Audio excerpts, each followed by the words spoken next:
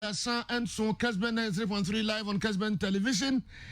Yemamo ache emra program yi eso munyina munum se di enda so midfield action. Kopim se dumienu bebo Ali Baba Dankambari. Eni edom ni nyina ba betra se e breaking news abreye no. Pamcho muni entra na emfa gudi mu nsem emremu. Yema munyina ache eba midfield action. Yema munyina akwaba eba midfield action. Agudi mu nsem papa no wo de to anya de obenu hu da. Abjafo aba ene dia na yewo emamo.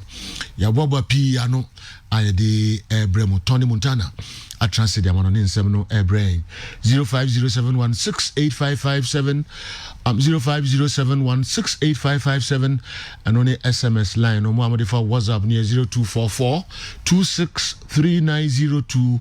I am any videos no mpamcho mon famre me videos no mon famre me ada manage ho pa na the episode to bia na wama volume no se radio se television na utia no na conform kra ana wadu no kasa wi anu asan so okay na yetimati de wokan ye dudo no ana mo de ba aya yenti de mo kan wait ana noise we cheredo entina ana yentai en show no mo amodifa Facebook no Kessben Sports on Facebook on sabakan ho na fe woni adi nkuta mo amhwe live on YouTube near youtube.com/Kessben TV. Your Twitter handle near at Kessben Sports M at Kessben Sports M, which me I download the Kessben FM app no Play Store ne honso no watch me actually live baby I will be Montana de Tony Massa Fachao and the wono watrasi say odi amono ni no ebre and the Tony so for baby Tour de France so the hunsem eba Diamond League, you know, Ashasye Evolution, a Hunsensem, Odeba, and Enye Bad Cra. US Open, here for Anna, I qualify our Moko third round, no. The Munsensem, Pancho, Wabano, na Fabre. Sanso, Anna, UEFA Nations League, a Hunsensem, say Anna Echo, latest on transfers, our Europe teach you. Messi and any papa and afi Barcelona mpanifo say and akwakusini nyina no for a train latest transfer stories ahodo e ma remfi fani nyina fabre e was adwumedi eso corona enche and it is a Usain Bolt was tested positive coronavirus enra then so ababe pi echese Neymar and so I tested positive I'm a coronavirus. Neymar, Neymar, PSG Neymar, and so I tested positive. We need other foreign stories, and I branch no P or the brain. If you have a fee, and some baby, if you fall out, no Congress, no, and Moons and Samahudo P. Mutie, Enra, Kessben, Sports, Yane Ura Georgia, Wako Dean, Common, Small Tudra, say, Sa Board DB, and I'm penny for a demand. Abra no CEO Emma Santi Kotokona anka Kotoko be perform wonders na Emra no CEO na nyoma ye handle nyoma unprofessionally e wa Santi Kotoko no kra no bibia on the local front Kotoko je na sabody onya sabody a kede besi Uganda we any other stories about one I dey ebrem pamcho mo bi na nyira fidie free akra yesa ma munyina chi about program yi eso Montana de Tony Eben Massa Fachao at say na me aduma what be na answer na ko pa do bibia e boko pa roll. Okay. Well, Sergio, any beer can see him summer air cost on for close the shall say and from COVID-19 says a place no tested on and so air tested positive or COVID-19 thereby and it's a name that Silver Junior and none of the kind send them a tested positive or COVID-19 no be name a calling amia. Ono enso ekonya ko na chese enye zikra just after Champions League no I'm never that servant parting quanti said them hwe Kessben Sports on Facebook Kessben Sports on Facebook na fe Kessben television so name and sheyole na ni in an air white no abon shorts ono enso chele beach say dey na part of free ha na okoha enti after Champions League na team anje ba mi ka show mo no Champions League trophy team ebom na fe name na ona man na no enso air party nti chele we ya ne nam so enso ema se said you no enso etimi attest positive COVID-19 say players no oko PSG an am ye hu Leandro Paredes ne sa kan bi ana afi Angel Di Maria ono enso etim enya bia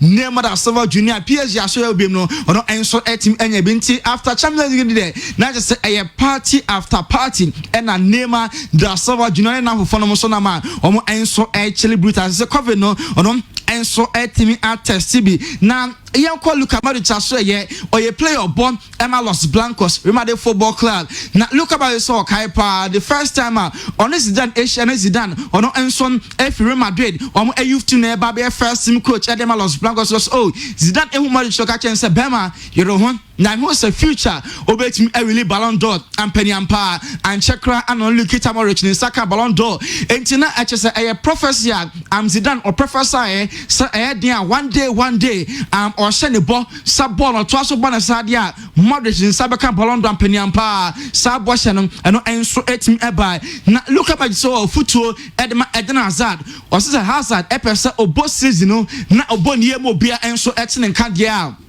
just say or remaining fully fit so when you fit in quandia born a dempa because a pride inconsistency the one for me to stop so you fit so Hazard or the future and air brighter and running send the fitness level with him I juma say pra and ninya ya padia and your born body Hazard ebetim abon ama madu no wiase obi enso etim atenenka na ebisa ma you say Messi ate say Messi person ko na Messi ntran anaso no nko no so say jabi wa ajabite ase say Messi antena na okra Bason kwada bebra Messi overshadow ma say a Messi anywhere san kwada na afempo ne betim ehu omu nti say Messi kwa ebebi akonya berebe ama kwada na omo enso ebo ede ema basa homo enso eboboku no na Toni Kroos so a comment about Messi mad players no say some say asem bi en ho a enfo bi ho asem bi fo bi ho enti also motim e kan bi enti Messi obo rival club Barca de na so players na start am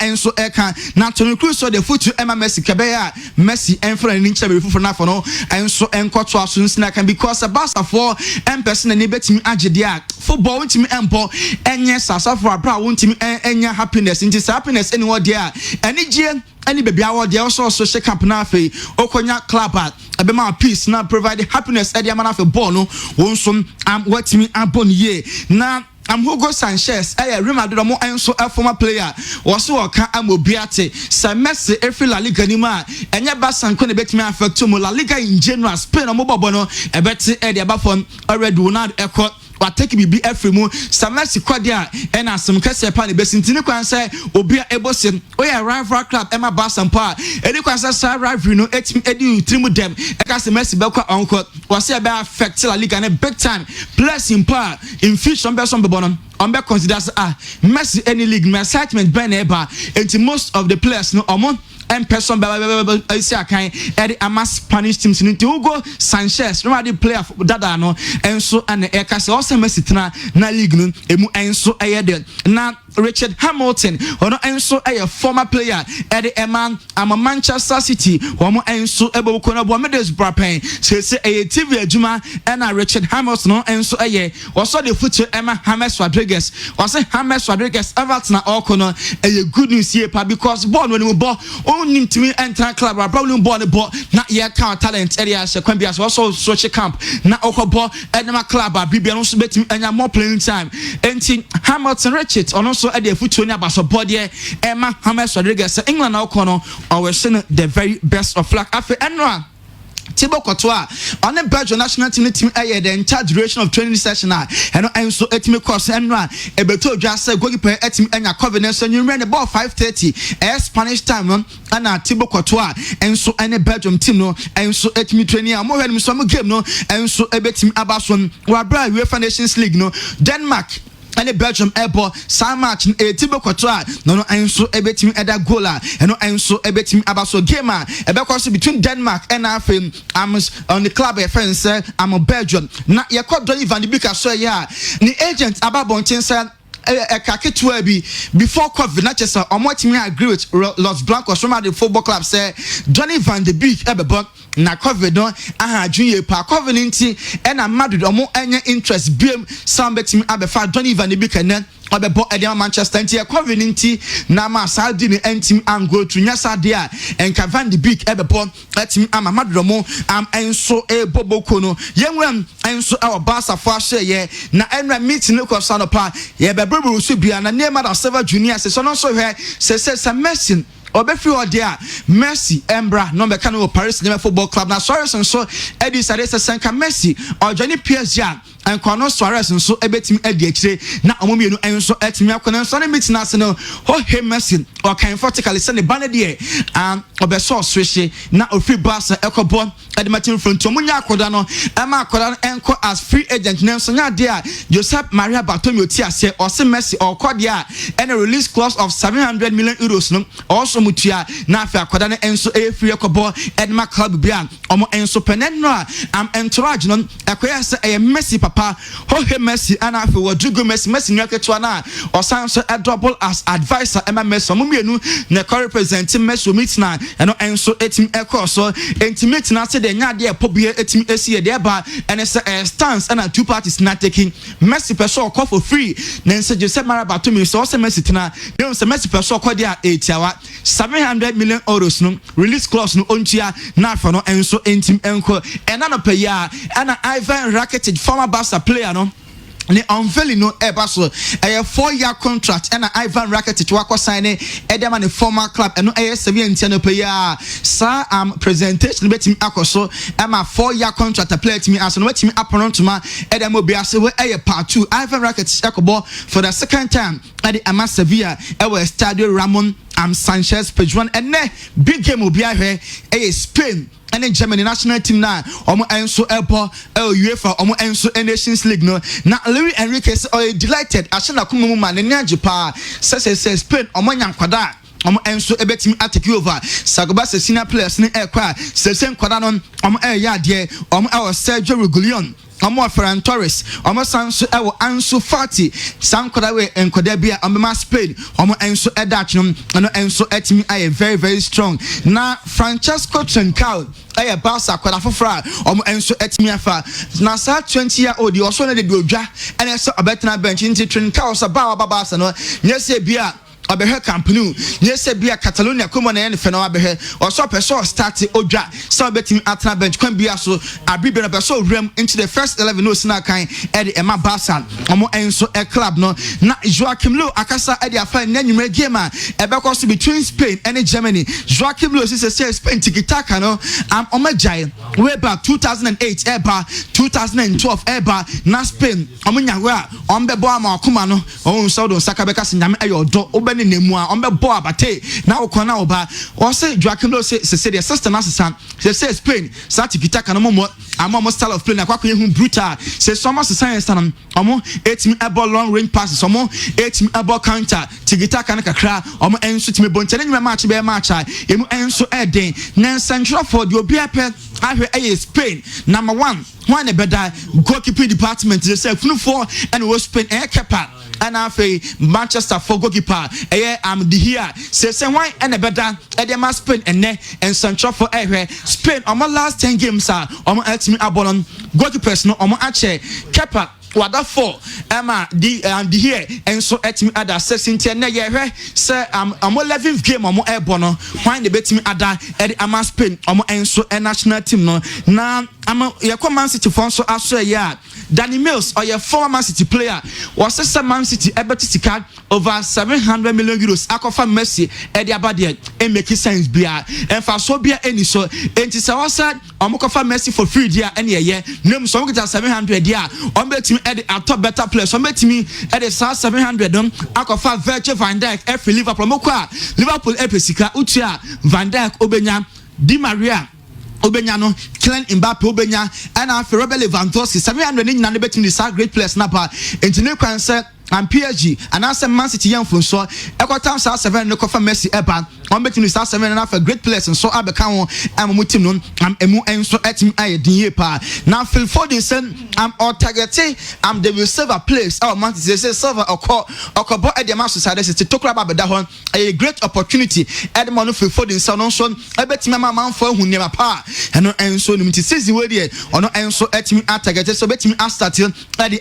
Man City omo enso eboboko no say Brazil omo emartin no amati asem there say ka emema no egene sa pepepe ene maron omo ensa am enso ebeka na Dean Henderson or sene Jesse number 34 wa hand it over at the ama new boy Johnny Van de Beek say Van de Beek emeshe na on board enfa Emma Manchester na Johnny Van de Beek say bi otunifo abibia na omani encouragement say omra England emebo enfa Emma Manchester and Nasi yerim said Johnny Van de Beek or worry and I say girlfriend David Beckham and I say Dennis Beckham former Arsenal player no just and ba and Van de Beek friend no say Nasi no etunifu bia say on use to pace okwa England na America a technique and I feel a speed work into Kasane Mani Boma obetimi aso zidi o say Nasi ne tunifu say ombra embebo enfa Emma Manchester omo enso a club no say Roman the improved offer, but everyone can say Roma added another deal ever for Cristiano. Said the American said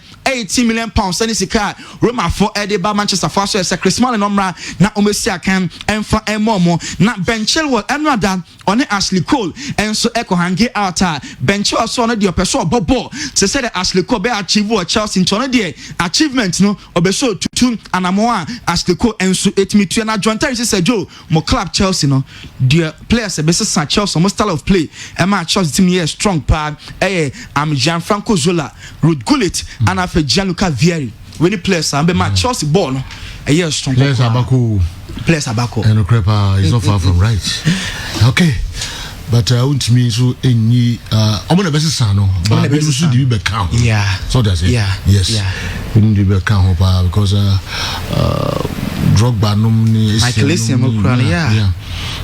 Nenya some good almost level Lampard yes almost level no amu be see dino and I win so ebe finish mu na omo maintain dino and I want to me nyadwen me no ya adwen pa me no ya adwen okay say ewie bi na ko wie bi adwuma bi o ma bidum see dino okay and bidum the two foundation and the binum and see dino so ewie bi bia okay and the bidum so ba na omo abetre no ma finish na omo abesem kina na fe omo maintain it do nyina aka ho na de no etumpo all right mamra abranti abetra say correct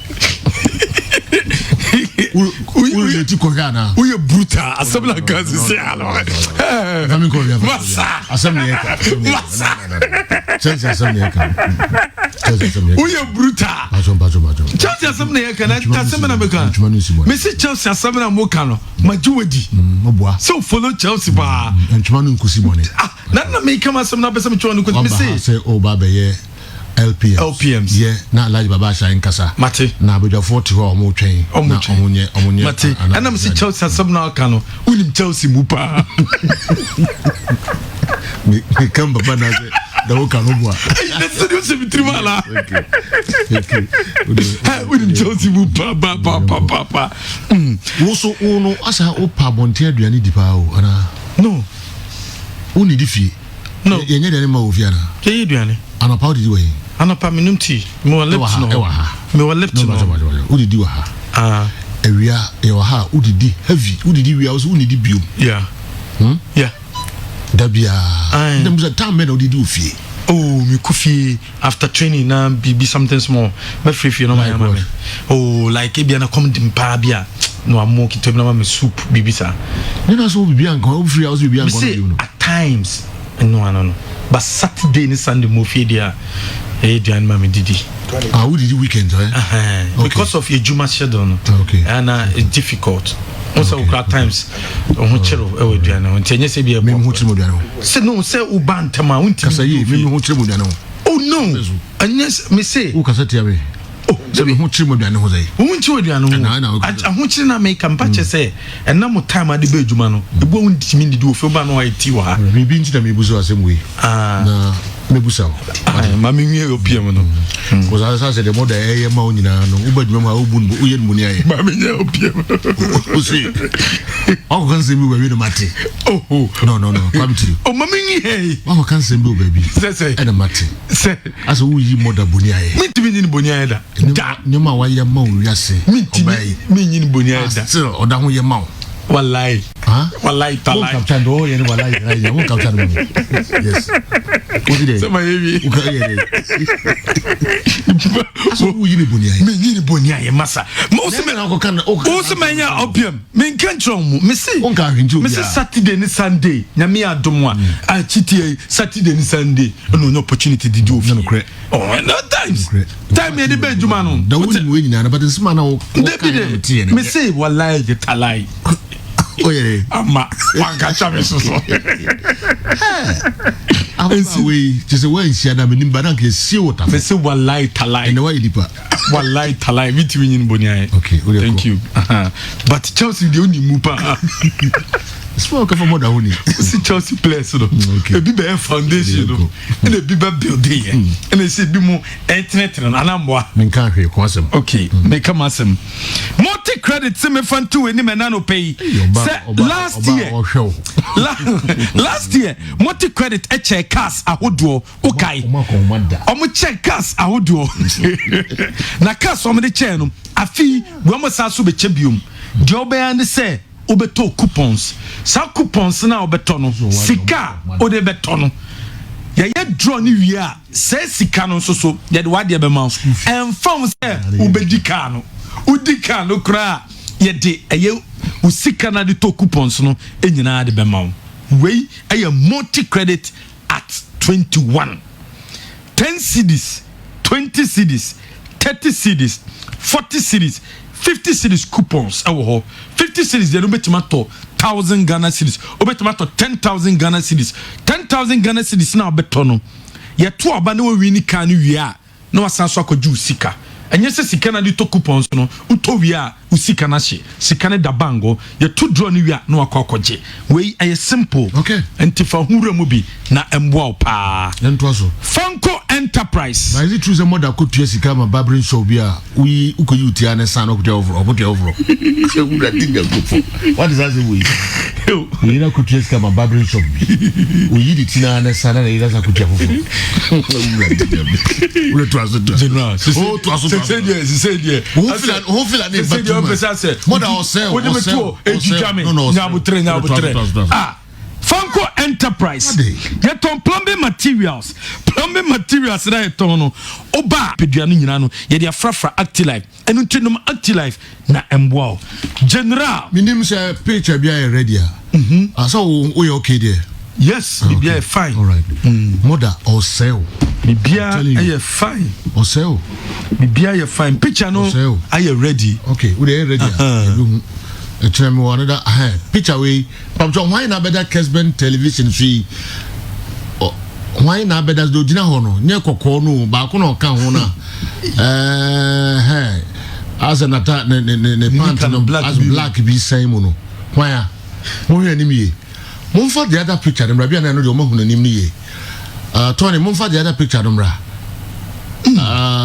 okay ba ku bi da osun kakra no I can say kakra no not this one and I'm here and I'm okay 0244 263902 0244 263902 and I'm per se amount for mu wini kwa bia so mu wini on ti mama clue bi say oya coach e Ghana club oya coach e club kese bi mu Ghana 30 seconds I like Baba Shai Sergio that is say Sergio nyame tumi tie obi nyankopon ase anu currency na me so obidi ene wadi pa me so obidi say no kwa dia me so obidi enti 30 seconds na so na say no so ensu ka ba to wadi okay before me call aladi ho no ma me fan ba ko no tuga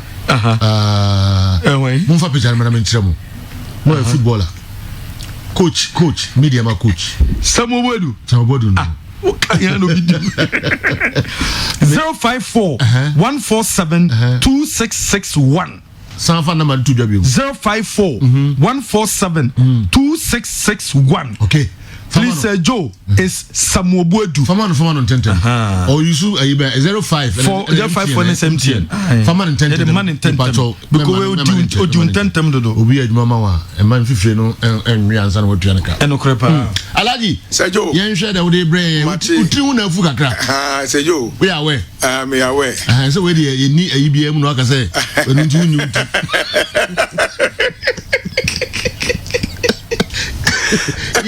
Other via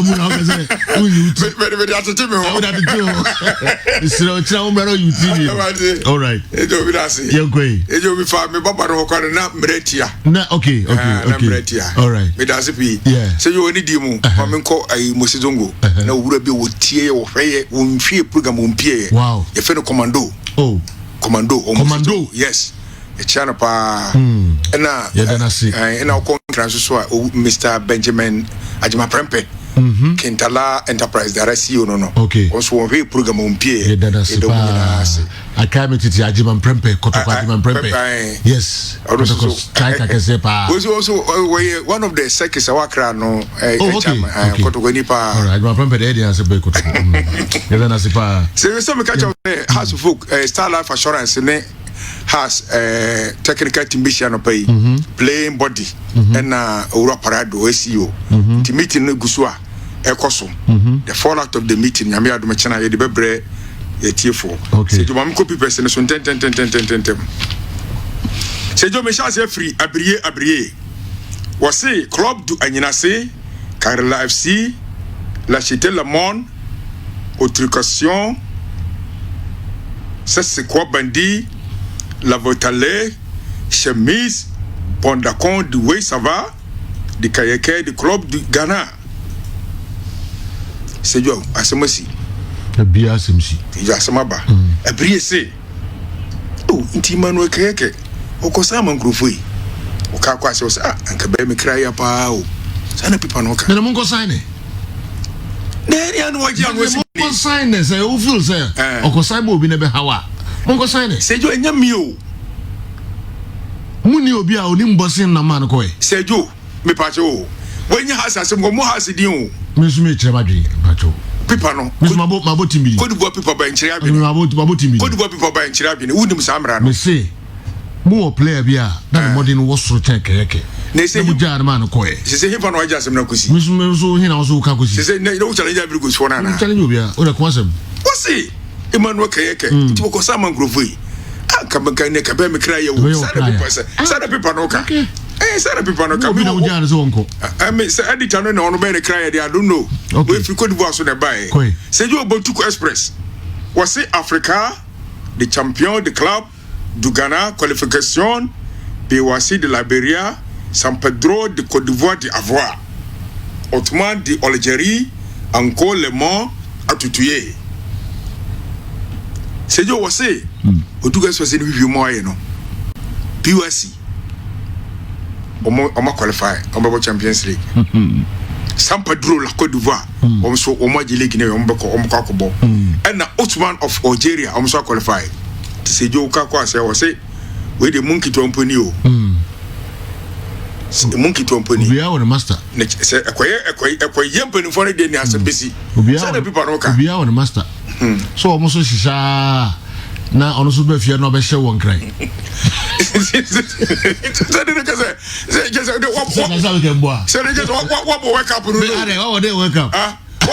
up no sa Pedro for this na ono be chi won kran so ahye was it BOS qualify to San Pedro qualify Osman of Algeria qualify e mu kido mponi na kwa kase de mo be na ne sa be pa no ka se jo mo hye no be fie so be chi won kran la proca was it la capée de la centration du club du player la travailler ce que le mot croquois qu'est-ce qu'il y a là n'aura beaucoup en tomatois oubliez moi c'est du asmaba je suis chance no waso ko central regional club bo ho mo club ni din ni place ba ko enum c'est jo ko yi na mo poso mo se yi tua mo ka na botim ni dia ah buti bi de say clubs be na some doors no more say premier na o ande wan fa ma players no kopo so kopo so ko yi nam se jo yesi nam bi kura ka kwa se kura mun bi se fe no posona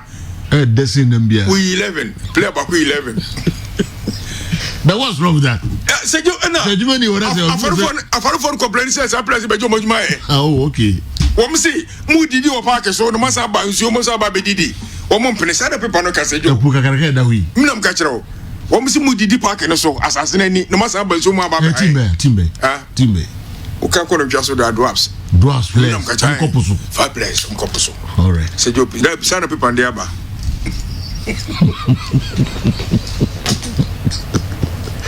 Alaji Sejo okay o de kokotoko fo so mo fi wa draws for on bia no ko fi o David Sejo we sa na oboma ma wo all right we sa na oboma ma kotoko me tie me ni kotoko ni asem me na me hom rada me kobra da ba me clear me ho asa o clear ho e wa ko divu afọ na di pipa na ba and I'm say busu draws kotoko na emu wa draws for de bi bebu o I'm telling you Sejo some doors of Fantini town ni hanum don cake ho ni wan na me ko fa hodi ko draws for go na me ko fa hodi okay tu abapa ho sima Adionu enum yemra metwa so yemamu nyina akwa babium eba midfield action Kessben 93.3 live Kessben television yem kama no ni kakra full house Kofia Champoachi ewa ha Andy Kem Franco Naro and Marie Jata oshaha no keka ni mabum nyasem kitu akra ono so ewa ha live yen hwan kama no ni kakra dem say app bi o so sheda mo nkrofo ai o apps bia o ba no adani say o ba no adani o de ye le video analysis also person kire say enye foreign no ne beko bia obaye also be try also be fine but obefa local matches na fi na wa kire mo say adwuma no okohu school bebrebe wa bruchi ba local no okohu school Spain okohu school Italy nti local matches no and na pe wa bo so wa select local matches bia o shase a obaye ho adwuma na ode ho nsema ba do ko ha na so ko coaches bi adwuma ho beda ho kakra ho beda ho say e fa coach na ye break work down the awareness say no but that's what is done you ask for so much now can e be secure players one say we see players no and Gadola Lyon share no ka tell say Gadola over things odwene bro so only Lyon pen e bobo o team o afi wa things a drop silver for nyina one the people made him basa if for analyst no man who say oh useless on the day he over things onkai emra kotoko ni this team from Cote d'Ivoire San Pedro boy on had the better idea to go to expose no enti oye wia enti oye wia be expose coaches oye wia coaches wia so be shikaka adwuma no oye enti ene oye jata Seyo ye tawachi dide why me da se boss o powder na senkene ya bozu na oba ne boy no so na adwuma on ya fa ne se enti oye na adwuma enti se do be ni ya odi sei onyon ne so powder na ya bozu yoko okay sa boy we the me feel you na response is correct una me line so pe me line no so na no ba uhu ade mama na happy kakra ne send the response na is here swift no e bantem wanu nsina okaya pa me feeling the brutal as wa bo atu obi na wo de obi abo atu o all right wo abo mato obi a wo na me ka cho ne e bia ku no mo kan kire o se ma head obi abo atu o se ma head unim se ma head no be wo do bo hunu se be ba kan kan kada ma ye men kan wa wo jo unim de wa ye se o ye bibia na maka na se obi abo atu o o na wa ye nim din sa no unim se me na more the power to switch on and off me want to oh boy you true why is the referee no kana se no ye be ma me want to what does it mean o so mitimazesi what am I trying me want to tumpa Andy ya ni animu na bawie afi let's swift into action okay of Spain Germany and Enumere Stuttgart na eno na coach friend Luis Enrique Martinez Lucho they are to just say Spain national team no Germany ni edge say wasamba back or baby coach after Roberto Maroon take over no say a pool of talent coming through the ranks the old generation be replace you and again the issue about the Spanish goalkeeping in Nipa also demo in the game on against Germany so why Spain omo David here omo Kepa omo Abrante Fen Unai Simon of Atletico Bilbao and omo Abrante Fen Lopez of AS Roma. Almost 4 national team goalkeepers are consistent. And the these 2 coaches almost for the Spanish national team after Fernando Hierro no and I'm bomb with you. So what check Spanish national team their last 3 games are one almost against Sweden and almost against Sweden no David Hierro and I said you or die. Almost the next game against Malta goalkeeper Fernando Lopez and a die no. Their last game against Romania, it was Kepa and a Dapon at the Mount. And it's okay. Games are mobile. Said you, Omunya goalkeeper Omobeka so number 1 for their national team, and the coaches keep on changing them. And then there is so likely. Sir Branty and Kepa and likely so beat me at Dapon at the Amaspin. David G. can't time it again. Say he's not loved by his homeland. The kind of love almost done is in England, no. So of course, Spain are almost fast hard on the end, no. Then Madrid the corona of free more and how people expected. Say after Ike Casillas, no. Only a young goalkeeper and bet me a stretch camp. Abba married Ababeda go dear momo, not the baby Pimu in Manchester. And again, the performance for the Spanish national team, no. Said you, and Yadia say aso any. Check his performance against Portugal in the 2018 World Cup. Check the performance in most of the friendly games as played. Abba David Gia edit them. And so actually this particular season able Riena said you now all gifty goals. And the David Gia na name say in the last 5 seasons now look so on as the best player of the Manchester United side, you performance from him again. But those things are very common with goalkeepers. And then the Biana Safo now bet me the amount. And sometimes some on and off you choose to understand. Kepa a consistent performance for the Spanish national team. And the coach is not keep faith in him. And the kind of game plan Bono is still to so well. And then the man here likely says so goalkeeper be now what the Mudia must pay now. Kepa is likely to be the main goalkeeper. So far, you know, I see Mona exceptional performance for Atletico Madrid this season. But Sergio, the kind of experience I would be expected from a goalkeeper in the Spanish national team, no, on fast the same thing applies to Lopez. And I know the Mark Kepa, 80 million no, Ponim and Negima on the bar against Germany. Now to the talent. Sergio, so here Germany. Now she's Spain. These are 2 national teams in the last major tournament of Mabono or Momode Bayansweni. So far Spain, Omubabe PM in the 2018 World Cup. Said you Ankoya and Famomo in the group of Morocco, Iran, and Portugal. Almost me qualify. But the next stage of the competition in the round of 16 against a team of Russia, Spain and share a host nation that netwa so Emma atem zuba ball no etimi to atenema omukobo penalties no omo an qualify inti omo an qualify enu the quarter final stage at the World Cup in 2018 omo saba in the UEFA League of Nations and omo be ball in Croatia, England. No, na group from Zejo. Again, the Spanish national team and qualify to the next stage of the competition. And then the UEFA League of Nations in that group, this particular time there, a pool of talent need take over from the few generation. Now, Omu experience answer, Omu di this particular team. So you come over and say, and yet time we and I say Spain edge World Cup in 2010. The European Cup in 2008, the European Cup in 2012, and the HSS Spain and your pool of talent. Obian Kosha team now the ball France 98, no more Bulgaria, Paraguay, and Nigeria group team and qualify from that particular group. It was a team of Luis Enrique, Raul Blanco Gonzalez, Antonio Zubizarreta, and Fernando Hierro, but yet team and qualify.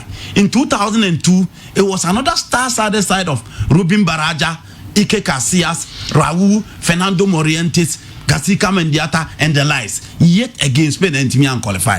And said, so sure, Mutimia, Omo Dani Cabayala, Onoswaka Mutimihua.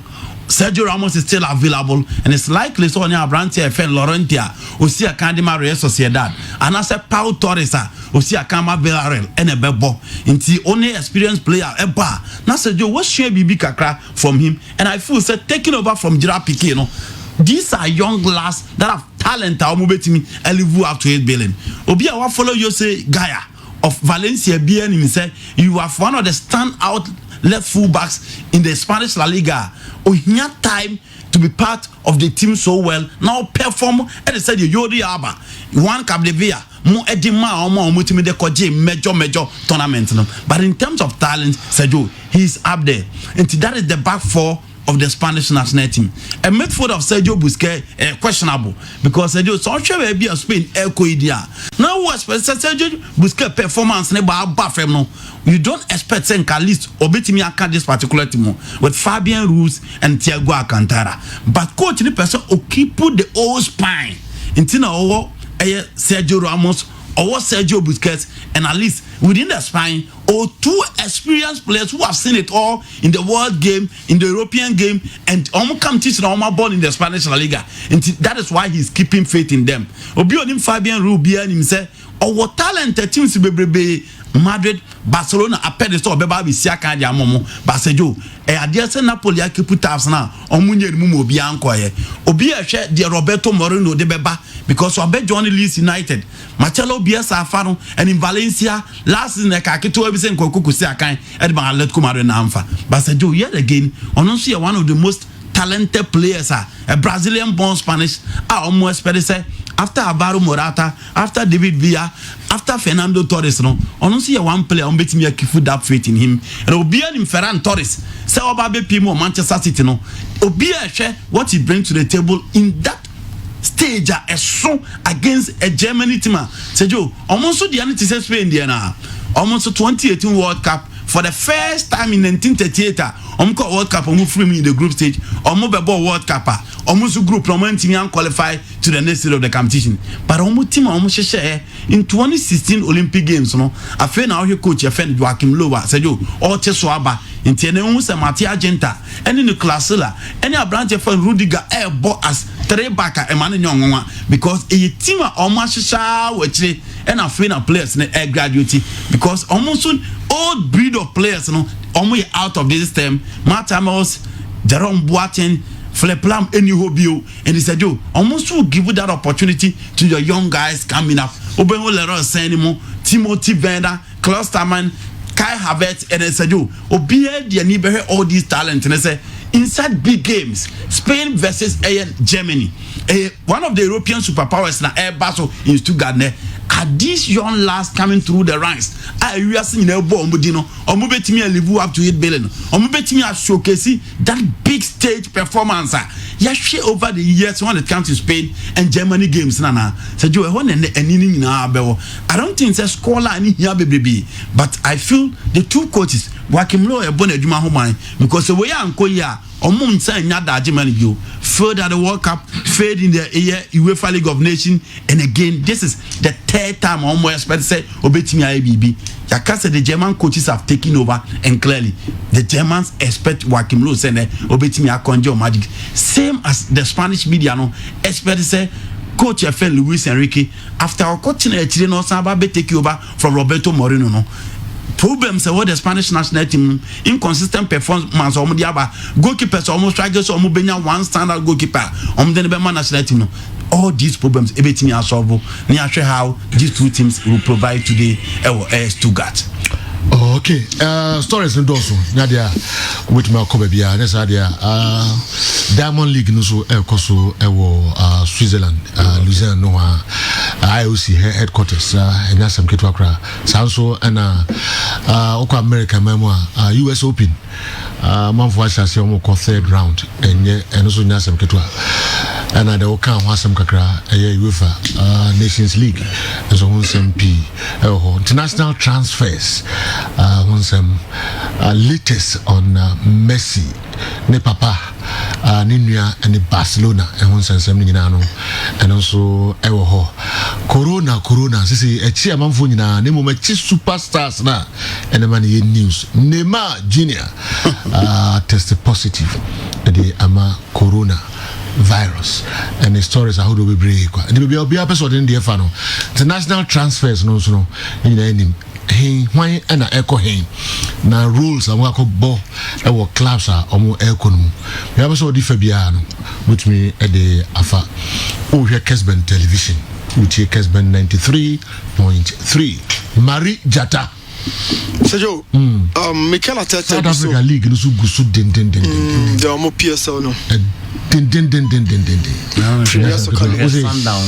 Sundowns if you lose is a pirate ne. Kaizer Chiefs lose ya na nka almost almost that top. Until Sundowns nim say omo win that game. Almost so kwa that top. Omo come ya so and see. Some dosu. Tour de France so ko so de dende. Okay. Marijata. Sergio. Yes sir. Me pense me share Mikel Arteta ni team a oye England.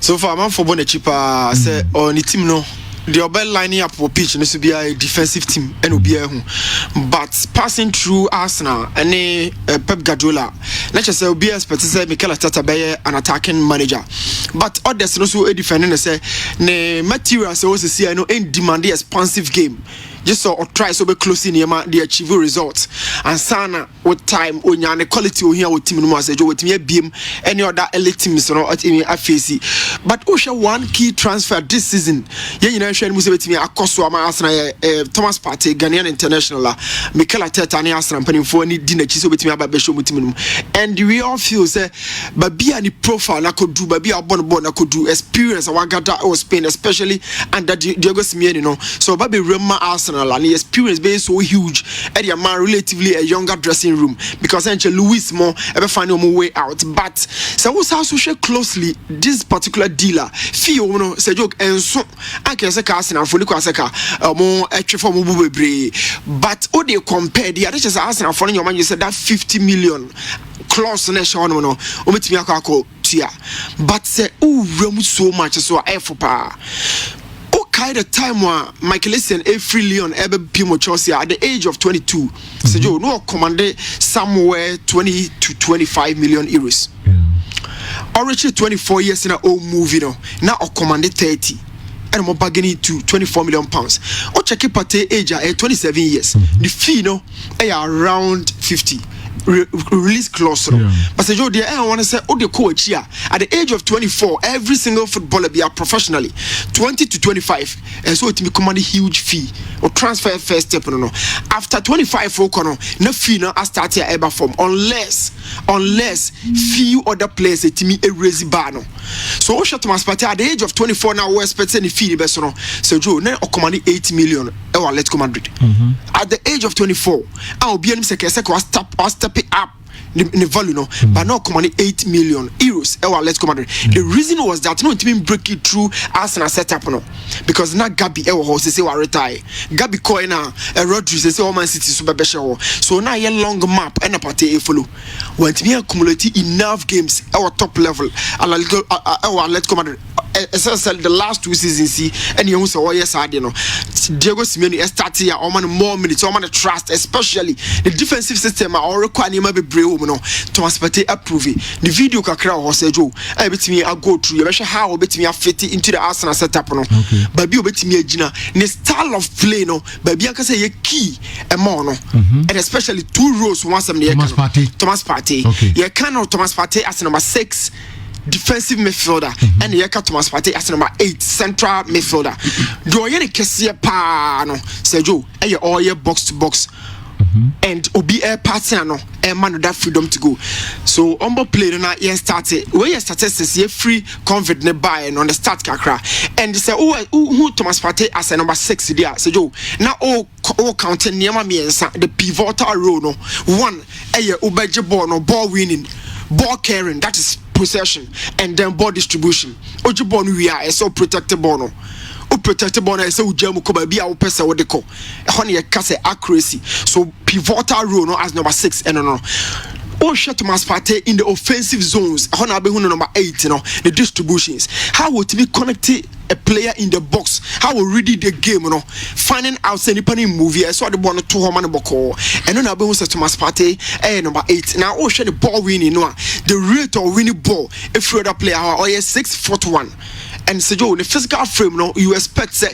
can want me and dribble but with the ball at his feet with me to keep players on one-on-one situations, and also because 1v1 across 90 minutes. The starts in here so clear, and Thomas Partey ball reading in 4-4-2 near, or a part of the four central midfielders in Diego Simeone Ebono, and the game reading ability or senses I had a ball neighbor, and no in a Jumat number 6 or knock a ball in this situation.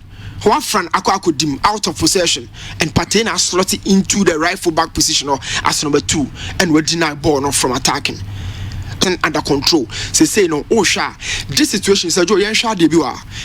Or you're holding midfielder or ball number 6 around the area. Now you're showing mental speed or perceive no process no act and over question the positioning. Or realize it be a messy address or tiny penaway and what position way was resetting the body frame and or the timely challenge with the left foot and then the strongest foot around the area. You find out some midfielder be able to uncover tackle but all year with ease. And I had a cancel leverage. We delay tackle no, but look at how we be saying the who winning ball. This is leverage, and the can I say leverage is where we combine all the balances, or upper body and then lower body. And then the bottom as part because I say a 6'1" height, and then the ball in the area dominance. And open field tackle can say 1v1. Obia and Bonachibaya, then on Quantum can say Obia in the so I saw win a ball at all cost. And that is Thomas Partey. The ball winning ability was through, the distribution was through, and our carry ball no the acquire 87% accuracy. It's a ball you can fit no join here. On process statistics we no young credit squawker. Omona ye start providers. Obetime nya start bomb. Obetime nya start man. Omona ye start statistics house. You credit ni ma omo. Ese credit you omo. So oh sha or ye central midfielder. But Europe nyina midfielder say dribble kese pa no. We Diego Alcantara referee on ma. Thomas Partey leba. And also obitini kakra bi. And so sha Diego our attempt 77 dribbles. Across the 90 minutes, on the average, Thomas Partey attempted 52, and the success rate, it is 86.54. Thomas Partey, and then 87.0 dribbles. Europe. Thomas Partey is second. Yes. Wow. Behind Diego. Midfielders. Yes. Wow. Okay, so yes, in the start, I was through, and medical kind dribbles, most often players are a form you're good dribblers, but the height, when you also quite quick feet. But the 9 how many to me increasing the dribble volume, and you're central midfielder, and that is where you feel say number 8. So say Joe, Yansha, Yanimka Krabi, Nasha how Thomas Partey, the game system, how with me about Arsenal, and how with me adapted and to be adapted within the Arsenal setup. Most often, so when you born we are, and yes, the Amobi. Thomas ever winning born the amount no answer carry at the corner him join the attack, and he can send the ball carrier, the efficiency when anytime be a crab ball. The efficiency is so strong, so Jibon we are on German from our premier. He can carry the ball to the final third until so on to me a try be a shot at goal. And a midfielder, the distribution is so strong. So you always a passing accuracy was 83.1.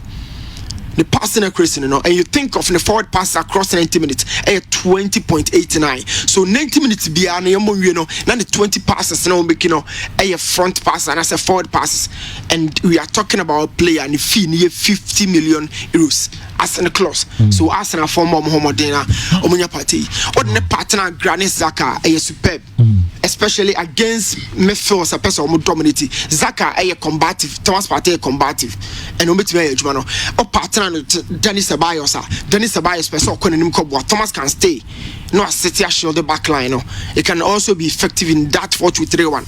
And the Bebo Ateta, I'm gonna switch it from 3-4-3 to the 4-2-3-1 will be expected to say Arsenal beat me up. But he's a very good midfielder and Sir Johnny Finn is also form. The experience, but be a could do say Arsenal for I really feel say so mom Oscar Krebia, Munyana come to me as a Joe, a Babo. Okay. All right. Right that I will dread a cranty. I mean, you know, Hampachoa, why? Nana Boachina, na Yatuaso. Minims will be Phobia. Now remember, na Kofi Jambo, Mipacho, Ghana stigmatization, Konya COVID, Newa, as will be who are. You who nipa bia so bia person be crowd. Yes.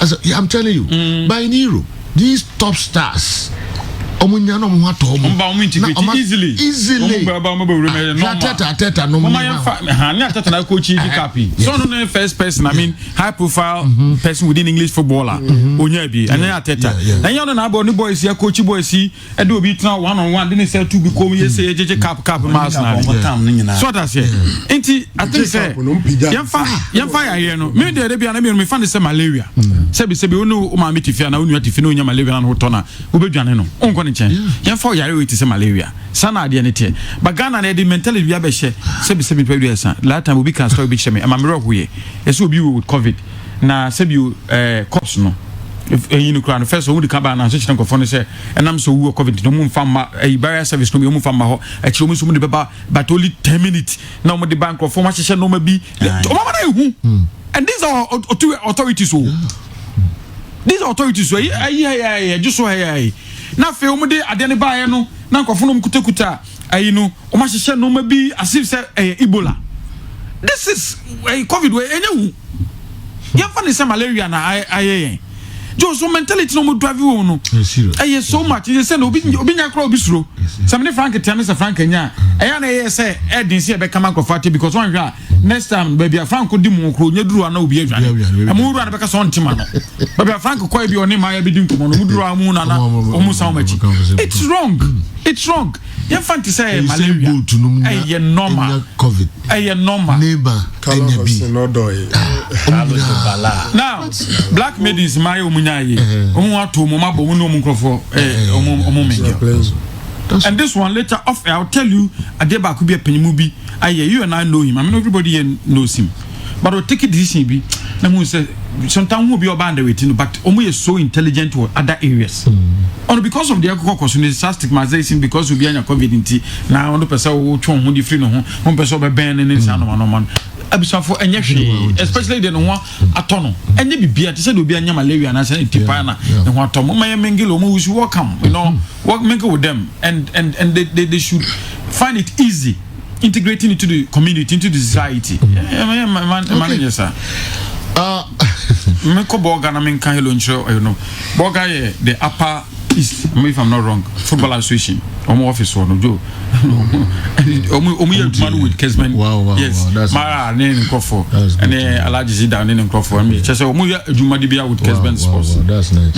ya can't say ya type Boga Stars coach Boga Stars coach ya don't feel the same oh come on me kai di do dia confirm bre cross one ko kan we na ide oh no be ade anton say so be yen say we ade obi do hwe hand burger no achicha confirm for burger dia beduru a momenka do di ba de bi no bi obeka obona paso kire me hwe hand burger no achicha we ade na se na ha na we da confirm yes person go phone Philip yes Philip person go phone the Philip timi man coach Philip yeah yes okay yeah. From all the way from burger we nya yo tafun sha so no di fi burger eh e ho confirm gratis ni different different obi a wasi ajika na hombe no I say portrait akoko ni fi akoko oh mama no we be all dem dey o di natural the bob pepper soup also oba na ototo ho kakra o ne say o the two kwan o the travel narrow Mbacho Mami enchia Carl Ayekumi the newly elected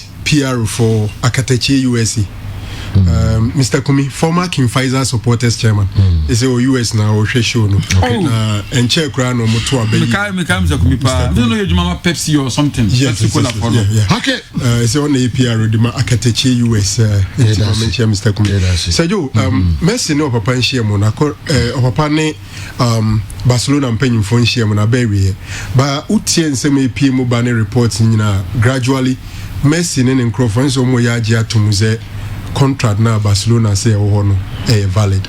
The argument our lawyers need raise and they say yes indeed at the end of the season Eshim says at the end of the season no Messi pa ono kwa unilateral obitima abrogate contract no akọ and omudi date e share ho date ne so ye no se na Messi susu say opese wa activate deal na nka na nka so ka kire Barcelona for mpanyin for say date we aso enti ade mpesa meko nanka basa fo aka chenzo okay wo de me season ye wi a but because the date ni dru ye Messi ne opapa o manka ho hwe na omoto aso no e kire se when the date na pa hono de apa ho nti nei se Messi person kwa age say either say Barcelona be negotiate with club na oba betono no ana omubetu almost 700 million or the same euros no nti no aya there ama even reports free Argentina eba any Spain say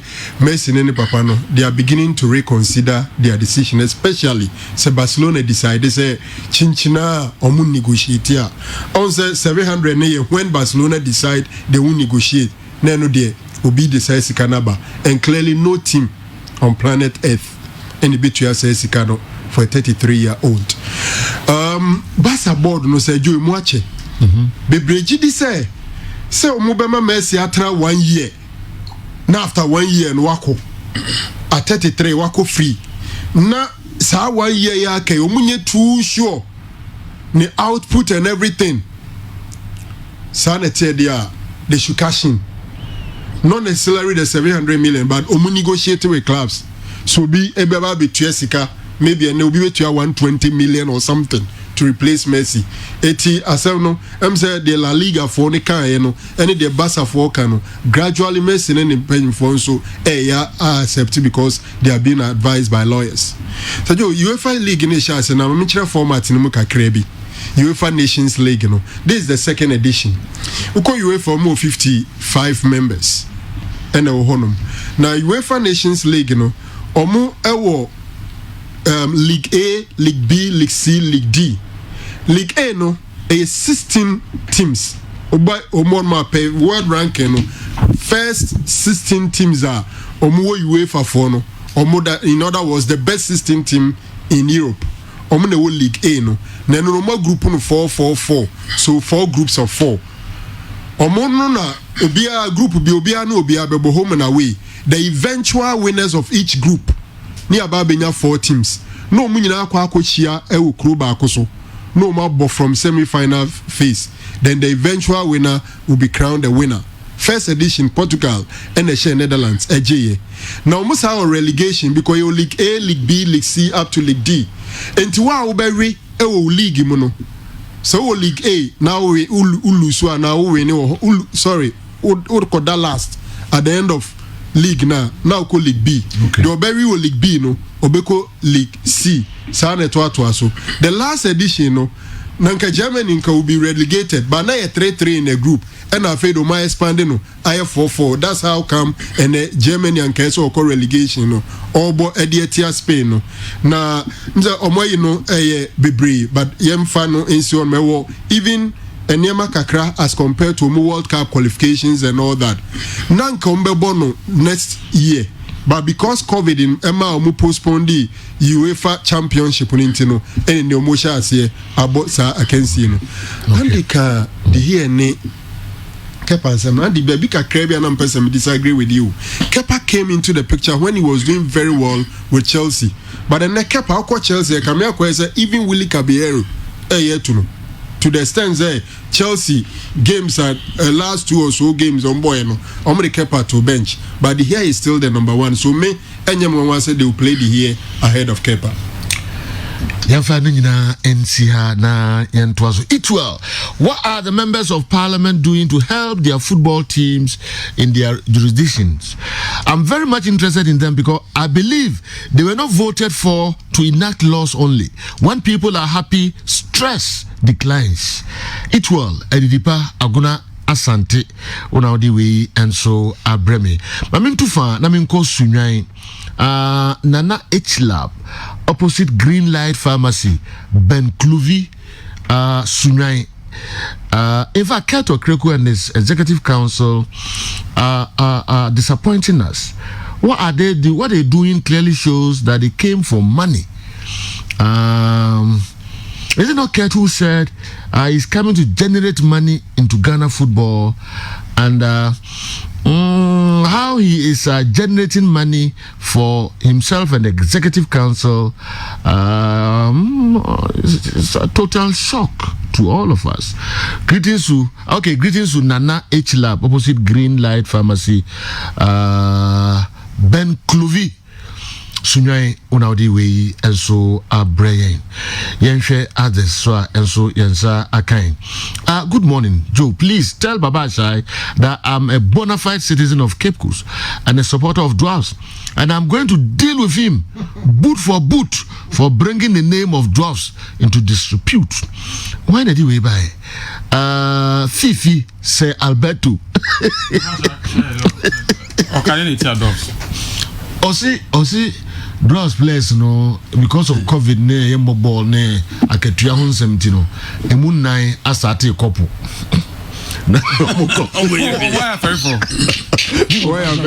Na voice na kana newspaper na kan. I mean can me tell you no as draws supported be wo facility and don cake ne ade no ko fa wo se wo ko fa wo. Number 2 paper no three paper no. Pass mama no. O say una nka pass. O say se ko supporters na o ye o mu no mu awa. Draws wo de bebre wo fantini kan na de. But the newspaper and fine. Do see o no akire mu say newspaper na de ba yo. Time be na be kire mawi. Was it for Adana for 5 Adana for 4. Ama say akwen to come between for no ne FSA football is mo mo pitches. E ma kakra I don't want to start attacking no. Fifi, you tell na Fifi ofri ho. Can be a bash as one to cause you. Or we share na no ma kan one of these. If you pass best to sud bakano. Okay, yeah, to us last I was saying hi General, I don't have to do this on the show.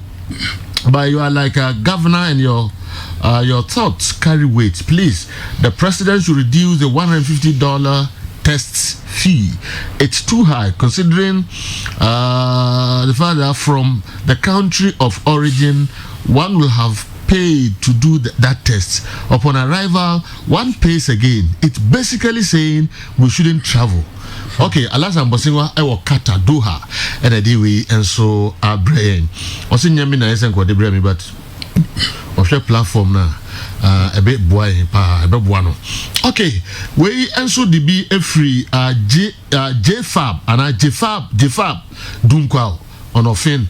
So yesterday Fred was trying to justify the reasons why the president and the ESCO should be taking those remunerations. Simple, because they won't be given any ex gratia. But if you go through the Congress document, they will be given an end of service benefit, which will be determined by Congress. Can Fred explain that to us? JFAB Dunkwao also ena odi we aba maminko wenchi na minko fiura alaji mahama wenchi banda line una odi we aba. Assalamu alaikum. Good to know Fred Oseko Kupama has not sounded in a way to suggest he wouldn't end his quest to clear his name after his integrity restoration and redemption at the Court of Arbitration for Sports failed. There is a moral and legal lesson in all Palmer issues, and that has got to do with never looking down on laws and being disrespectful to an association that you belong to. The integrity failure will be an albatross around his neck for Allah knows how long. Good morning to Al Hassan Sule Banda of Gosu and Said Amunike of Sunyai, Alaji Mama Sali Ifira Wenchi Banda line. There was the by and so I don't know.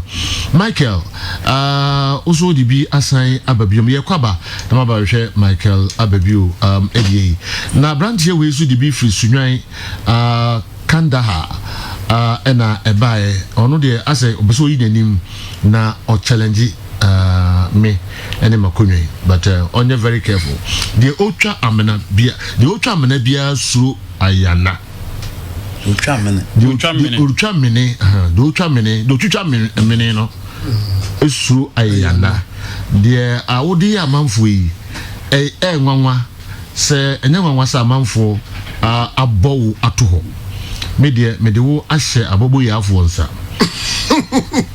anas eri we free sunai abrem se kan na so okay say ni change manam de nam no abobo yi me de kosi be abobo yi bi de betwi ho a sisi say me spray ho nyina afoforo ndo so de ma hye sa abobo yi afo only road master too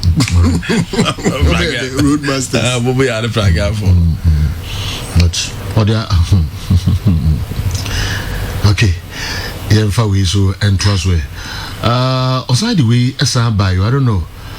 My name is Amin Kai we are and I say for private area. If you have tell your guys if they have money there, I can sort each and every member of the crew out because I'm the ladies man. They like me keke here in Sunai. When what much do we have? No. I like my friend saying Anafi or a ladies man it was Sunai. So if you have money, you can sort you. No, we can sort call. Medium minimum. Onya pimpa nko kasebu. Na wono na nyanka nta osunya. No. Na na osane we brɛ o. Oseme nka nkyerɛ mo. Na na osane brɛ o. O se message no dey we ato aso. Na em say the personal o se me nka nkyerɛ mo. Oseme nka nkyerɛ mo bɔkɔ. Oh. Na makan no. Na we dey attack no say kodo dey buy. Makan na me say I will read it to also osrem we did this between the two of us. Makan.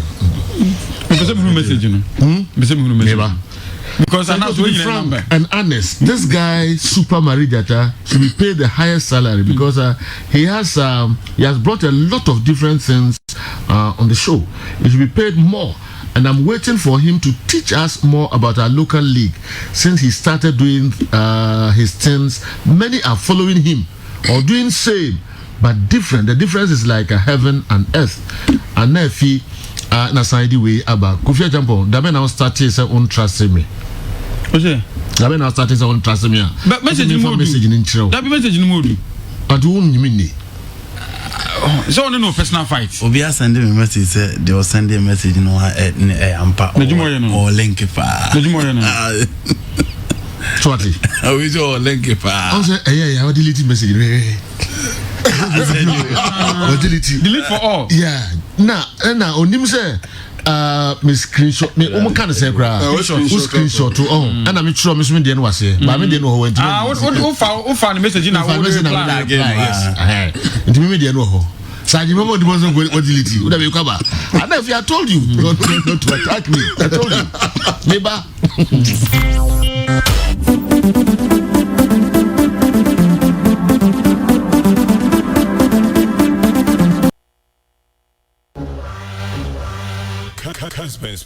Kessben Sports. Okay, enti yeba na the local stories no enso abrem kwa make your translate our the stories no ebre. My regards to Fred Achi, my boss. Mr. Nyantechi is a saint. If you take money to vote for the ESCO members, that's what you get.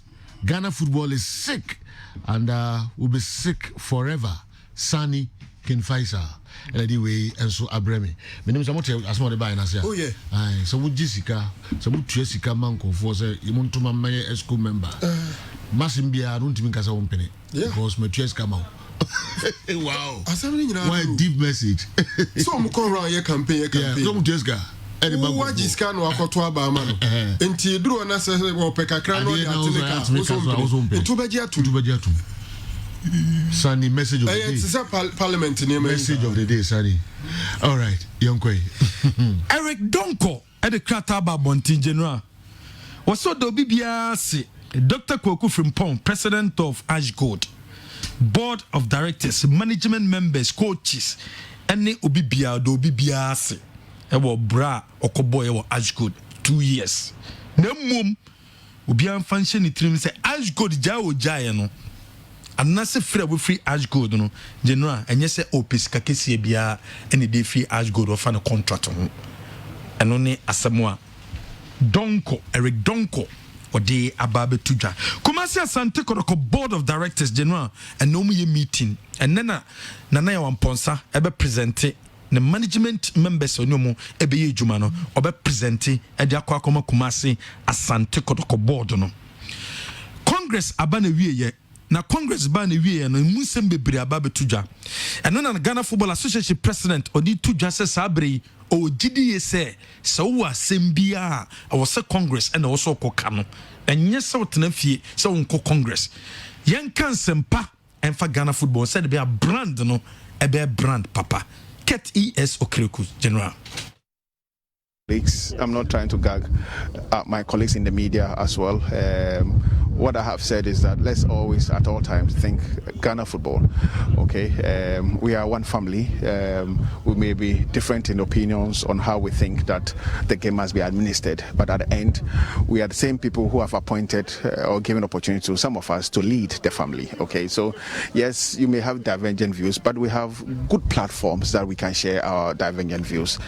Typical example being the Congress of the Football Association. So I'm saying that, look, yes, let's keep to our divergent views, but let's hold on to occasions like this where, as a group, we come together and we dissect our football business and then speak about issues that affect us in common, and then find very good solutions to our problems. Okay, we shouldn't resort to the public space, because at the end, it affects the total good. Okay, we go to corporate Ghana, the corporate world, preaching football and encouraging corporate entities to come on board. But if it is that you impact negatively on our repositioning strategy, then it becomes problematic. So I'm just appealing to everybody that, look, yes, we love our sport. Yes, we are different at times in opinions, but at the end, it's football we are talking about. Okay, let's keep it clean. Let's keep the atmosphere around the sport clean, because for those products that we enjoy on TV, this is not the way it's been built. Okay, and building a product is not easy. Okay, we'll go through challenges, but when we believe that, look, ultimately we want to position Ghana football in a certain light, we'll always be positive. And you could see that in the beginning of the season, when we were very positive, it affected every facet of the football. I mean, attendances started to come up, media people were interested, corporate Ghana started becoming more interested, and then boom, we had the COVID. So I'm very positive about the future. I think that we have a very good team at the council level.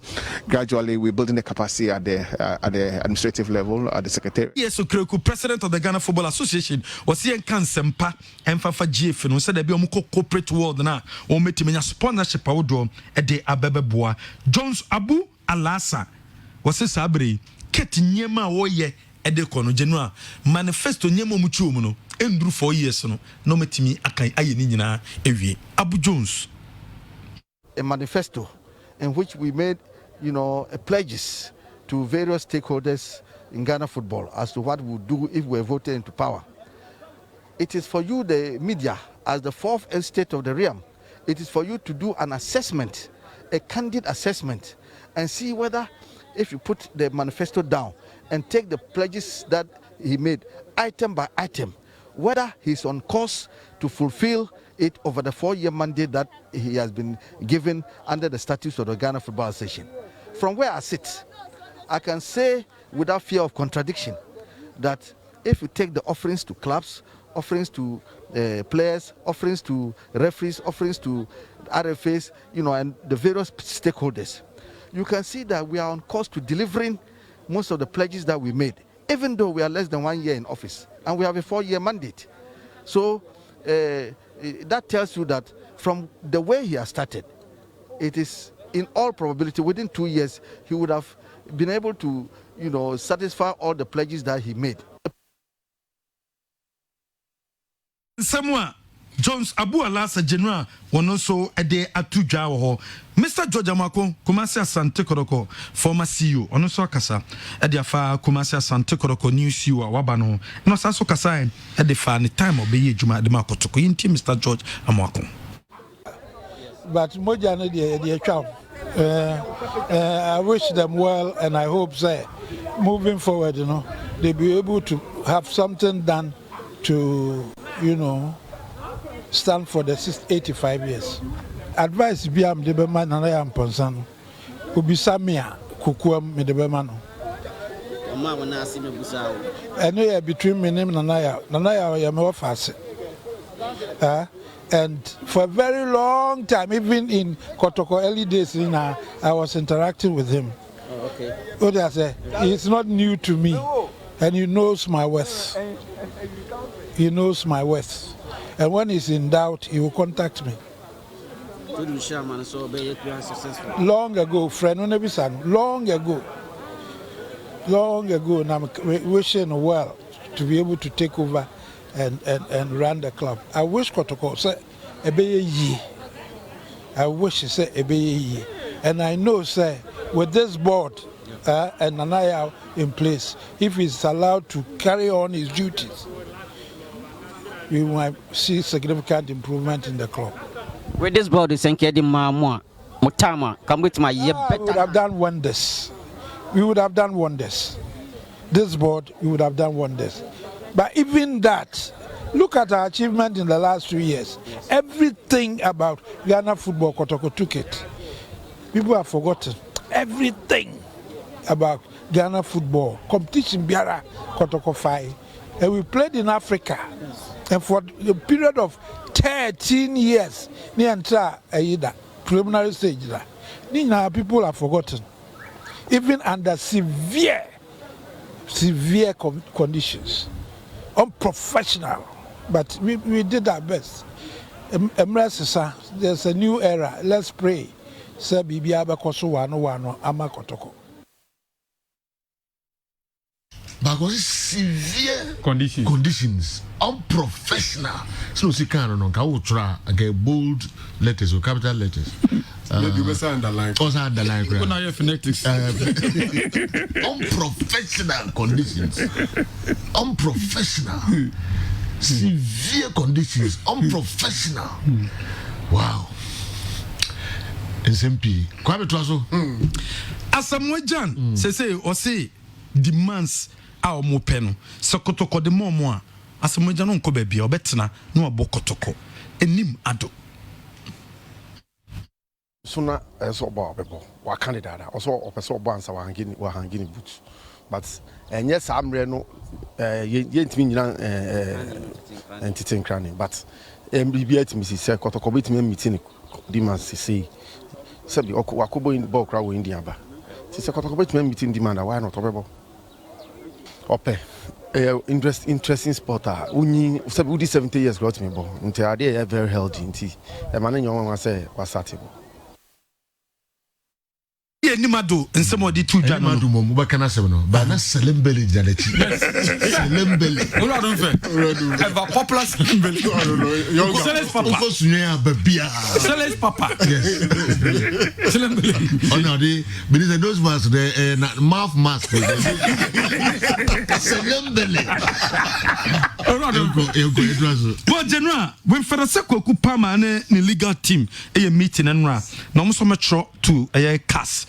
Na omenya clarification about the ruling na eba ye no ebi mo kika se ono Palmer on team contest e was subsequent GFA elections no mo omo ehunye nti omo pese omo bisa na cost se sikatua ene nyema wombi no bom pese omo trode koma cas na cas etimi buo mo na omo timi echichi mu ye ede edan wo mo eno ne sema eno so free Palmer asoye ba wo has asoye se de en America Donko ne kata je no amekan ye no emunsem tu da se has en America Donko wode ne ni acha wo kwakosi akan enso ede amomo from high school to has into ko has has eno kwa wo kwakosi akan ede amomo je no me de sorry so no George Loziko was sabre bomu do my ready aban mo kwaya football omo ebebo Selembele ne Zico one dey popular so nyai say Zico no on the level but the grassroots man the easy go to people's person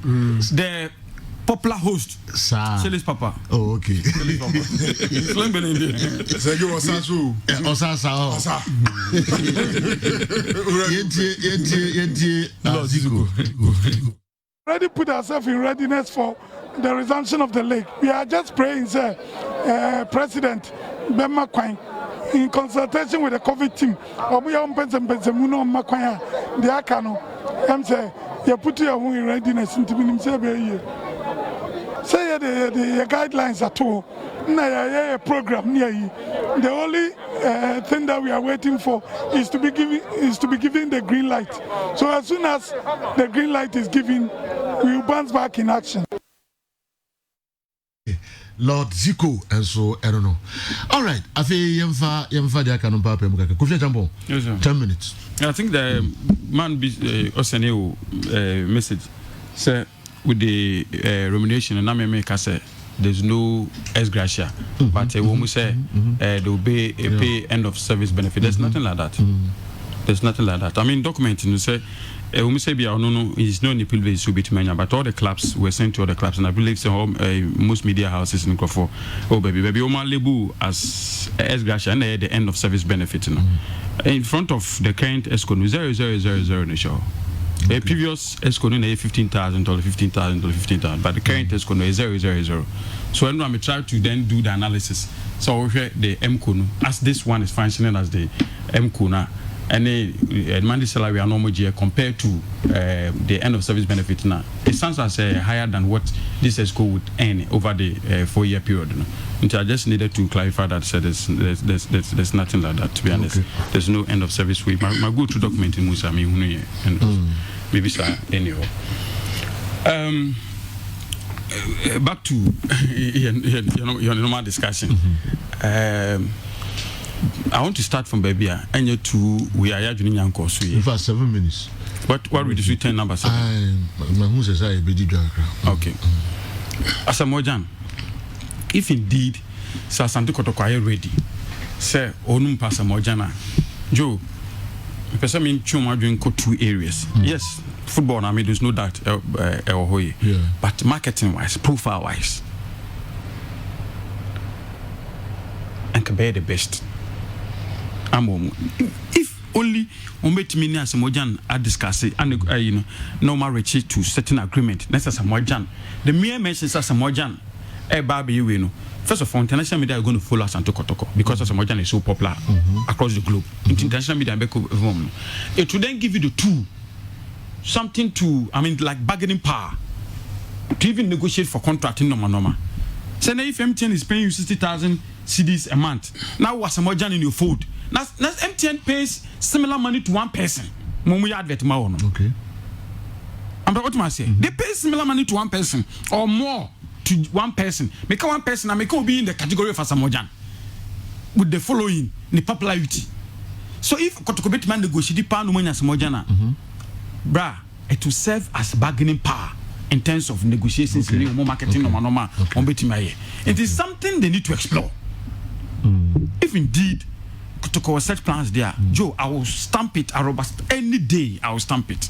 So make my negotiation to get Asamojan in their fold because of who he is. Now, listen, he's played in Italy, he's played in France, England, Dubai, where monies are coming from. No matter the price tag? And I'm saying, so much I'm meeting the conditions, negotiate to do more. And negotiations, some of them, who man the initial consideration. Because what did I say? Woman initial consideration now. Now, think that I say, and I'm so about, okay, our marketing revenue stands at X. Joe, my thought must say. Now, with your inclusion, we project, say, our marketing revenue, about Y. And so, the difference between X and Y, will be shared maybe 60 to you, 40 to Kotoko. Oh no. Okay. And 2 years, yes, I project is okay. So what is the projected revenue for Asamojan Babacao? Say if that one stands, I say 3 million CDs per day. Now we channel look almost say it will look something good on paper. And a negotiation. Yeah, people with special skill in negotiation. So yeah. Obi Baba Jola Mikini. And Ajola can you we be come to negotiate to bring him. Do you want to say? But the people will come to negotiate to bring him. Bet me at Saba Crampa the package na say na ba kon demand higher than we so bet say. A skill. A skill. Into your distance there. It depends on how you do advise Kotoko. Any day. Yes, I can be. So I'm saying, say any day I'll rubber stamp this. Say if indeed they can negotiate with Samoan for him to. One so onimbo. Let's say the recent last time Black Star call a tournament no count. Let's say India for bit man negotiate na ko India sebi India ball papa ben ko ado. That is Karama is kakese. I know na make a try no. Say we negotiation. So the make no. This so bit man bo India dey tun ball Ghana. Okay. So what is the message? There be about the answer what? Not just about times on work. Time no so. Maybe I won't talk about that one. I know home Ghana was okay. No. Sanka me time no swing. Come 3 minutes. Minimum so ka joja ba ko that's more kan aka to na I know you. So na me ba. Okay. Sanka me you am akokas. I want me ba. George Asemino. I've discussed my time. Omunya sa board here. And come by wonders.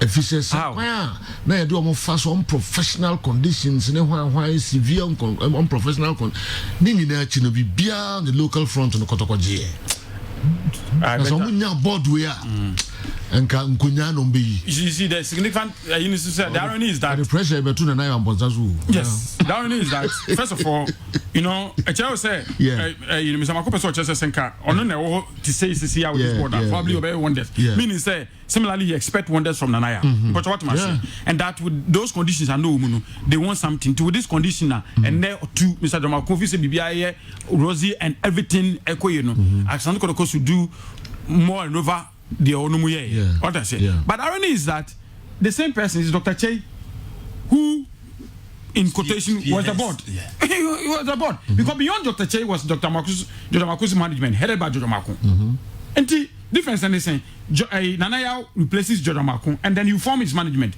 and Jojo Maku was there the management in here are you get what I'm trying to say and is Dr. Che and Dr. Che is also the board chairman so difference no endoscopy to be a control interference anywhere Emma time but you see the good thing is that Mr. Makunu Refi said all can say why a man but the bottom line is that board win a decent now I will be the said 1 month to cry I say abro 1 month no it is time and do it's early to push so much onto me and then how the body even react very recently one rumors no normal because 20 last crack and all conditions are not the same conditions are the same you could even have this and still probably not do much so no if you say time no so man and I are not funny the ideas no normal person with me all things being equal and once I'm okay all things being equal okay for instance Kotoko before become on zone ebia omuhia team S onya de no qualify do mon zone of countries cup ebia ne akakohia team so determine and difficult ebia ne omakohia so no bunya kwan kokas nyambo achina bia na obi di question aba china Friday on cast sense on so so call time no iswapa please ask for example when are they considering a cap for players salaries. To Uncle George, no one forced him to bring Adingra and Abege. Ajiman, and so anyway, free activity. But a Tony issue for the federation to bring salary cap. You lost no man different. For instance, you see, football apart from that situation one year, clubs individual enterprises, so individual businesses. But what must say, individual businesses. It will be any business and what you know, say what we can do, no say because national. And government has setting them a minimum wage, and a bit media say no club should pay below the minimum wage, But so between two will be to away there. And negotiations. You go to England and why? Then a friend saying, boy now Manchester Monaco internet friend saying Ashley Young. No, Alexis Sanchez. All the 350,000 pounds. No, but me again 150,000 pounds. What must say? How do you do this? Be a not you Nkitibu ha iswapa ho na I don't know is a minimum wage. Then be opposite. So it's that one there. Maybe because the national Ghana say your national minimum wage. Then we instill that say once we form a company now you see the and I make sure say we on the road. Now the FA is insisting per the club licensing regulation for all clubs to be registered with the register of companies no. Okay. All clubs to register. Okay. So now if you are registered as a company then you are obliged to then follow what the company codes provisions now provides. But all the mention now division 2, division 3 now they are being mandated by December. So be registered with the registered general company or registered general. To register, then you become a company. The one swab company, depending whether planner was signing so amateur and they no problem. But you're professional, then there should be some minimum wage. Minimum at least, national minimum wage obey to your player. Okay. Odro Safo says it's none of our business to cry on the allowances because it's an association and the certain allowance of 1,300 is even small. Because if a Premier League referee and a match commissioner get 900 Ghana cedis in 90 minutes, how much more the ESCO who sit in a meeting for 7 hours? Jesus Christ. Ghana football is dead. Has he checked the race involved in officiating in Ghana, especially Division 1 matches? Has an ESCO member been beaten in a meeting before? Would have wept if I was a referee to hear this from an ESCO member. This comment alone is total disrespect to referees in Ghana. Mind you, Division 1 referees take home 540 after match. Meanwhile, they, the FA, are preaching sanity in our game. How can it be? They should dare not preach, bring back the love to us again. If it's an association, why do they seek our help prior to football matches? Michael Abebu, I don't know. A super message from Michael. Super message. Okay. Super message from Michael Abebu. You see, I think Odrusa for sometimes echo below the belt. This thing of crying more than bereaved, no munjaka. Because Ukrona no, what some power catch will be bring back the love. Telling the people of Ghana, the media and everybody to be involved. Say the Bay what situation. Who have listened to the audio. Yeah, one of the matches, you know, after the interviews. I got this many interviews. Yeah. Say we are crying more than the bereaved. And that's more music no money problem. And then central for Ghana for a football chi. Any year choka. Say you no question me say. So you wuni kujaw. Bedru baby no. So we yire no uja nyanka. You bet me after Nkwadaa no nim nso yesu se wo de how kra because Nkwadaa no be so adwa obi aso footballers na bebre ka say enema nkoyi mfa mo mu ne ade anti nkrofo complain no we live in communities and houses with them. Besides that o hwe ni mu say obi bia ni sesi na the okasa after Keti. Does he not pay no can was sempa? Jojo Malcolm. No, not me. Alasa, they now bond the deans or the not spectacle, say brofo no. Okay, sorry. There's what can was sempa no pay. Yeah. Nana, no drusa for you. Sesiana Josabu Alasa, I say media near the fourth estate of the realm until we should do everything possible to support. Okay. Until say Susu say be nkuya mayenka. Obviously we say enti sa crying more than believe in sense no omunyaka na asem ne ba wo mu ai bia na ade aba wo so kwotena say koye meeting na oje 1,300 nye problem because referee na 90 minutes yaka referee they go through and wo 30 what the saying wo meeting na be kono abeje 1,300 no and wo achibo so me so abesa age aketua 4,000 enti ade na wo compare referee no okodi 90 minutes no say 120 minutes or whatever. And my referee in 90 minutes, no, and yes, 90 minutes, no, I started. Oh, yes, I'll be friend as a boxer, or could you now ring him and he be at 36 minutes. Referee, no, training away any throughout, and son, no, keeping a fitness. Even was see move free in the fee, air match. They'll go through transportation and everything. No, so calculating the hours now.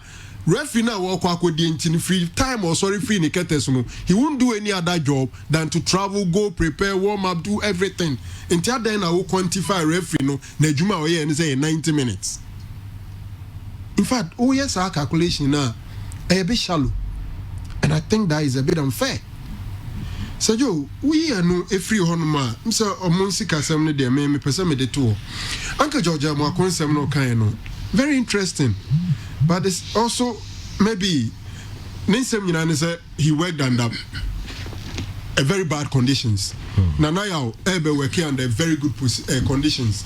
Enti kra no hwe ya Georgia Mwakomba catch and say achievement bia Nanayao be achieve ni kwanse de betoto ne de ne ho because Nanayao de nitia yiye wanya empanyfo pa no mu ye adwuma na omo boa no yi e no de ye adwuma. Now, say Joe, you ask yourself, the board and Casadeno Moye Dema see you. Provisions of funds. So most Canada of course, putting proper structures and measures in place and making sure that authority will not be unnecessarily usurped. Yen Sisiwa Kwana interfere with Wajuma. Michidi said Dr. Che alone. With Georgia Mwako as CEO, in terms of funds, na Georgia Mwako lucky. Ushe players a who do power motoya. Obi antumi nkan kyerɛ me sɛ under Georgia Mwako as CEO, na kotokonye sika top players. Na kotokonye sika nti on players ka. And in terms of provisions of funds to the CEO, it was provided. policies and structures. They put a well-defined policies and well-defined structures as well as an George Nipeno. You know another thing. But okay, Kaka say George Amaku eventually he never resigned anywhere along the line. When you are working under a very, very unprofessional condition, and in a very, very unprofessional condition, if you are working in such condition, you will also be classified as an unprofessional individual or an unprofessional CEO. So for me, my dream is it's a bit too harsh on the former employer. Oh, sir. Yes. Okay. Say very severe and highly unprofessional condition aboard way there. Sabi edikan o twa papa no fa baba yara ye adwuma won kran pa be pese mbona baso okay ya baba yara banka bia minim bia na jojo makono bia ntem no pa nsere mi no kan na deep very deep esen ko mari chichirim that's what severe conditions na de ba dia there na wo friend say unprofessional emra na we see you as antikotokono na ko chichirim well you know accommodated na be our means of transport issue and I said na unyes can to players and our players are kept to your number, coaches are kept to your number. Me from what I know, yes, George Amako struggled and I said baby, especially when it comes to decision making. For example, the sacking of CK Akono, I know at a point in time George was against it. Okay. Which ideally and can they see you Papa can say yeah Juma. Sacking of some coaches and hiring of some coaches, I think that in some instances George was against it. But to classify the whole thing as very severe and highly unprofessional conditions there, my dream say it was too harsh and a bit unfair on the former employers. Nana Odrosafo said this on Asempa FM. It's unfair and unfortunate comment from him. Papa Yenzu Kwansa Takrade and we and so Abre. One was he? Okay, fancy ground. Now come and decam so na ono so fade de emre. Andy, minim BB Kitwell me see, and no coffee submission Kitwell and person me rubber be kakra bi. In 1 minute. Yeah, in 1 minute. On the bad. On na we try. Can no 2 minute team. Some of the American on S Gracia. You see, S Gracia. So if George Amako doesn't say anything negative about Santi Kotoko, he will die. Keba do way aba. The way negative how can it okay, okay. Yeah. You see, 1 minute. Yeah, 1 minute. Okay. On S Gracia. Okay, Kofi Chababa so. Now there also because if he's coming to the submitted they obviously have the right. Andy Canadian you are no aba. The mapon. I have the right. Okay. Mandy Canadian you are near the mapon. Andy, because obi the message be cry by na chese no so cry no kakra o a bus driver be so o the mo na ina mo honum de din okay. Okay, Andy, Mamintio. Okay, Sergio. The show becomes electrifying when Franco Naro is on the neck of the GFA and Fred Achi wants to rebut as a player in the thick of affairs of the football governing body. Sergio, kindly let Franco do the damage and allows Champon to also do the damage control for we the listeners to judge things ourselves. That really lightens up the show. Alaji Mama, if you're a Wanchi Banda line, you I see. Jato baby, I don't want you baby. How did you them? Yes, sir. George Almoakun was never against the elevation of Sika Akono. Because okay, I said baby omo person omo de kotoko team ni duru no enye Sika afekra. He said it and it is on tape. And he was never against the elevation of Sika Akono. He was in total support of it.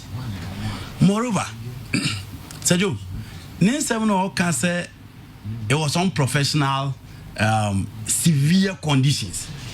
I was expecting these words when George Amaku was in power. A while and uncle was a metissansimwe, Sergio. Tamana George Amaku is CEO of Kotokono, and then Kaos and some of our can or can at time.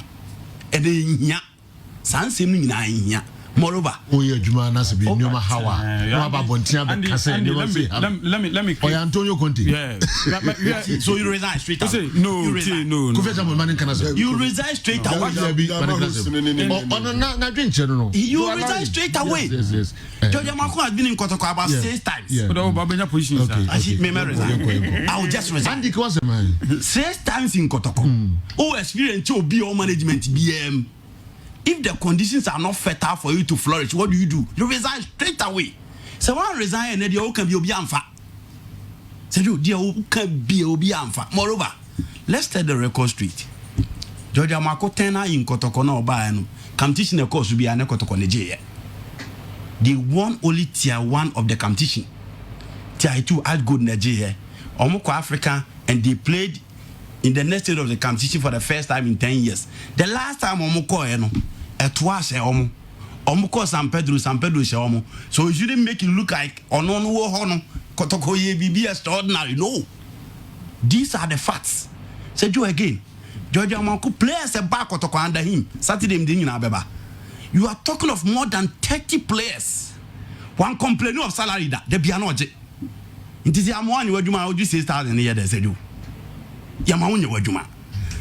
You mount that free will. So they can be capable. Now what is you can I'm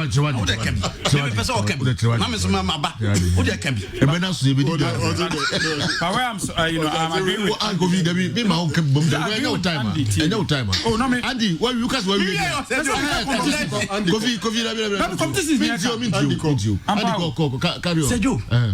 Eti the be can say. What you dear cry? Said you. The MB can say.